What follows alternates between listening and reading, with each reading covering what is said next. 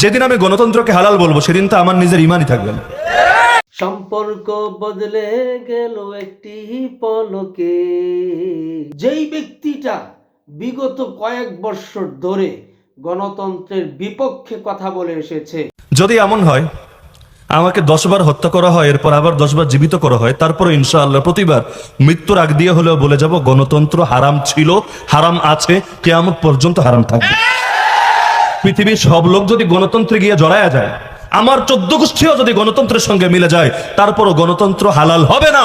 যেটা আল্লাহর কোরআন দ্বারা হারাম, যেটা নবীর হাদিস দ্বারা হারাম, সেটা চিরকাল হারামই থাকবে। কেউ গ্রহণ করুক আর না করুক, তারপরও সেটা হারামই থাকবে। এখন এটার ব্যাপারে ভুল স্বীকার করার অর্থ হলো আমি এখন গণতন্ত্রকে হালাল বলবো। যেদিন আমি গণতন্ত্রকে হালাল বলবো সেদিন তো আমার নিজের ইমানই থাকবে না।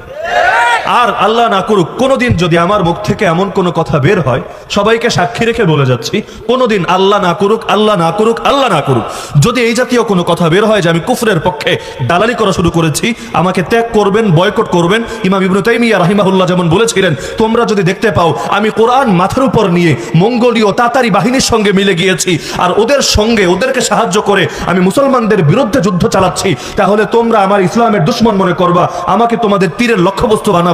একই কথা আমিও বলে যাচ্ছি, সাক্ষী রেখে বলে যাচ্ছি। এই সাক্ষীর সবাই আপনারাও থাকবেন, মিডিয়াগুলোও থাকবে। কোনোদিন আল্লাহ না করুন যদি এমন হয় কুফরের পক্ষে, এই কুফরি ইজমগুলোর পক্ষে মুখ দিয়ে কথা বের হয়, আমাকে বয়কট করবেন। আলী হাসান ওসামা সাহেবের বিগত দিনগুলোর বক্তব্য থেকে যতটুকু বুঝতে পারলাম, তিনি বলেছিলেন যদি কোনো দিন কোনোভাবে কোনো ক্রমে গণতন্ত্রকে সমর্থন করেন তাহলে তাকে যেন এ জাতি বয়কট করে। নাম্বার 2, তিনি যদি কোনো দিন কোনো ক্রমে গণতন্ত্রকে হালাল বা বৈধ মনে করেন, সমর্থন করেন, তাহলে তিনি ঈমান থেকে খারেজ হয়ে যাবে। তার মানে তার বক্তব্য থেকে বোঝা যাচ্ছে তিনি প্রথমত ঈমান থেকে খারেজ হয়ে গেছেন, যেহেতু তিনি গণতন্ত্রের ছায়াতলে আশ্রয় নিয়েছেন। নাম্বার 2, গণতন্ত্রকে সমর্থন করার কারণে বাংলাদেশের জনগণ তাকে বয়কট করতে শুরু করবে বলে তিনি নির্দেশ দিয়েছিলেন, আর তাই হচ্ছে।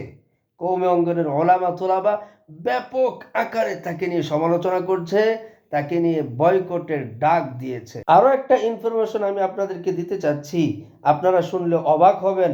এই আলী হাসান ওসামা সাহেব, যিনি বিগত দিনগুলোতে গণতন্ত্রের বিরুদ্ধে কথা বলতো, সেই ব্যক্তি যখন গণতন্ত্রের মধ্যে আসতে শুরু করলেন, তখন তিনি ফার্স্ট অফ অল মাদ্রাসার চাকরি হারালেন, মসজিদের চাকরি হারালেন।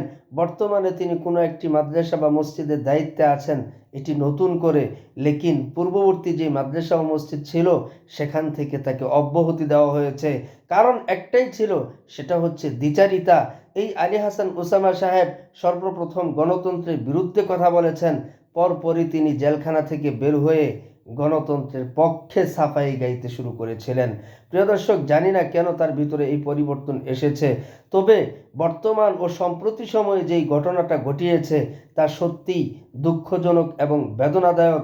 যেই মওদুদিবাদের সাথে কওমি অঙ্গনের ওলামা হজরতদের, তোলাবাদের কোনো ধরনের সম্পর্ক নেই, সেই মওদুদিবাদের সাথে যখন এই মুফতি আলী হাসান ওসামা সাহেব সম্প্রতি সময়ে যুক্ত হয়েছে, তখন আর কওমি অঙ্গনের ওলামায়ে কেরাম বা তোলাবারা বরদাস্ত করতে পারে নাই, যার কারণে এক এক করে যার যার অবস্থান থেকে এই আলী হাসান ওসামা সাহেবকে নিয়ে আলোচনা ও সমালোচনা হচ্ছে।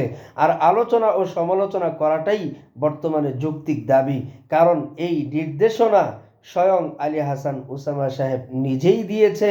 আলী হাসান ওসামা সাহেব তার বক্তব্যে বলেছে, যদি তিনি কখনো কোনো ক্রমে গণতন্ত্রকে হালাল বা বৈধ মনে করেন, তাহলে তিনি ঈমান থেকে খারজ হয়ে যাবেন, তাকে বয়কট করবে জনগণ।